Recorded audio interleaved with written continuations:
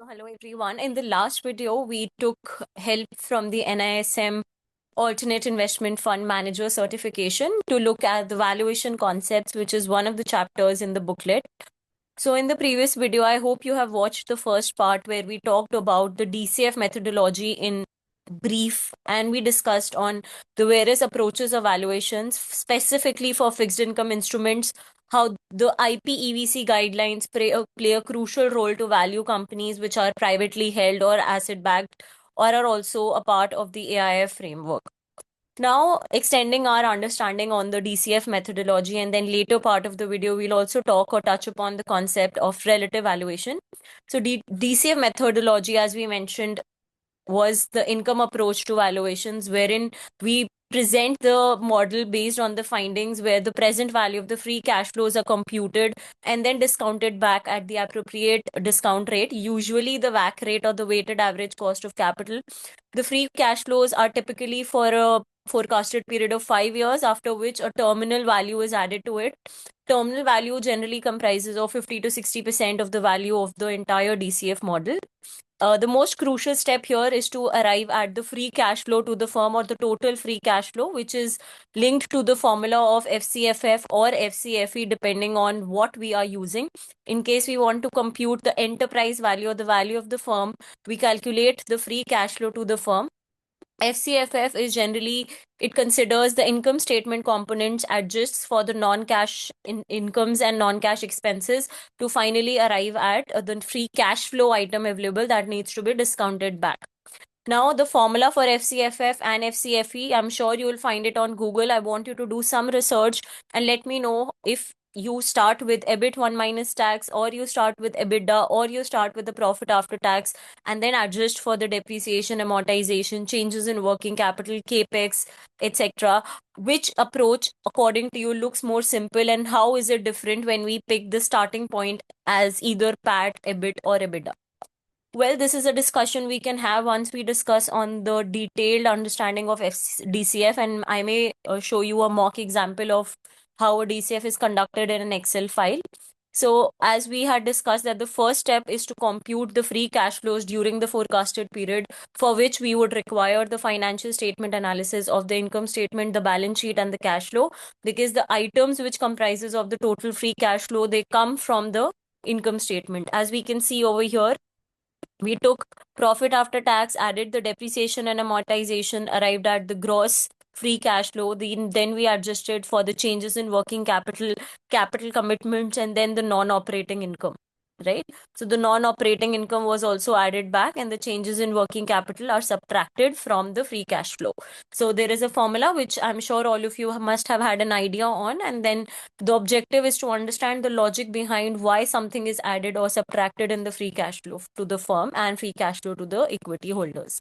So the first step, it was to compute the free cash flow during the forecasted period, which is typically a period of 5 years from the date of valuation to the next 5 years. And then we compute the terminal value, which is the second step. The terminal value is the last leg for the free cash flow determination.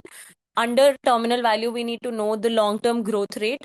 So we apply a long-term growth rate to the free cash flow of the previous year or the last year of the discrete period, and then we divide it by the discount rate minus the same long-term growth rate or the expected growth rate of PAT after the discrete period. The third step is to determine the cost of capital, that is the discount rate which we will use to discount the future cash flows to the present value. And that cost of capital has a lot of assumptions again, because it comprises of the cost of equity, the cost of debt. Generally, to compute the cost of equity, the CAPM or the capital asset pricing model is used. To compute the cost of debt, we need to know the YTM or the rate of cost of debt after tax. So the tax rate plays an important role. And as far as KPM, I'm sure you all know the formula or have heard of that it is RF, or the risk-free rate, plus beta times the RM minus RF, or an RM minus RF is called the equity risk premium. Once everything is done, the discount rate has been computed, we arrive at the DCF value of an equity share. That is, we discount the future cash flows, adjust for the debt and cash or the below the line items to arrive at the equity value per share. So the total market capitalization is divided by the number of outstanding equity shares.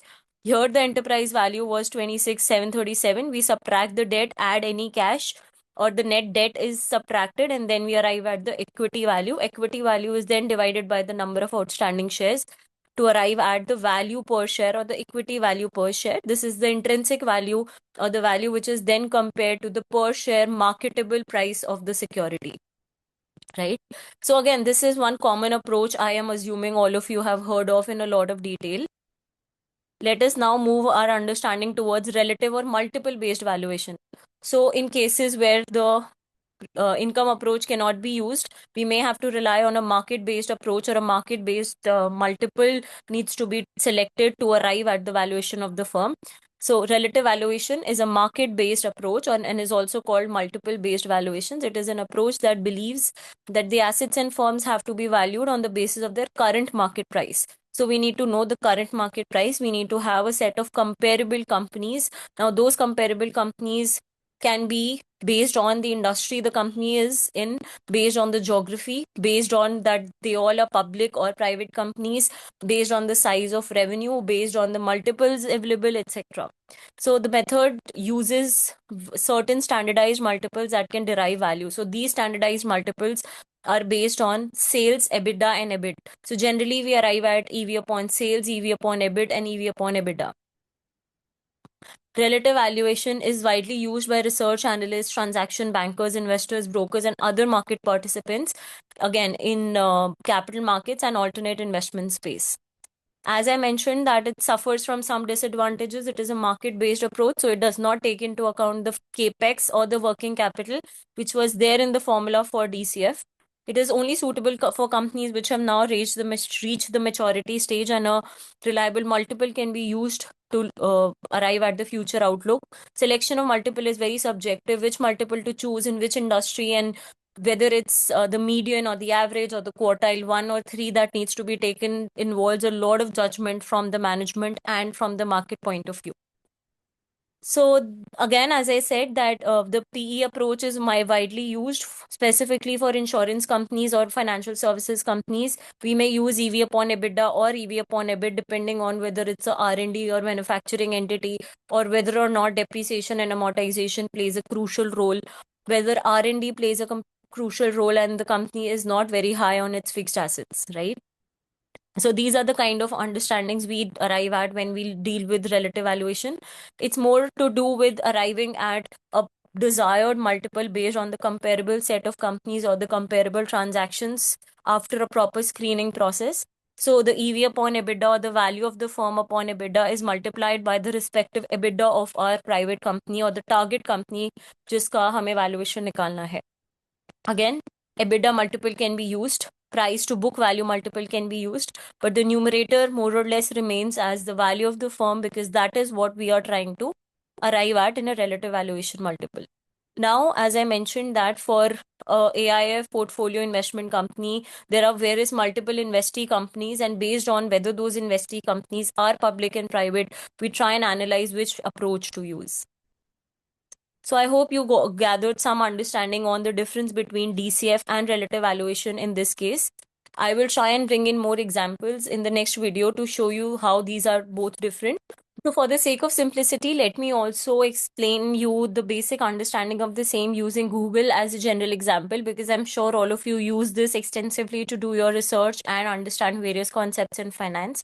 So when I compare DCF with relative valuation, and as I had already explained, DCF is all about arriving at the intrinsic value of the firm and comparing it with the market value. So the DCF approach and relative valuation are both methods which value a firm. One is called the income-based approach and the other is a market-based approach of valuation. DCF is an intrinsic valuation method because it focuses on the company itself, its historical financials, the projected financials, and also the terminal period calculations. And then those are further discounted back at the WACC rate to arrive at the enterprise value of the firm.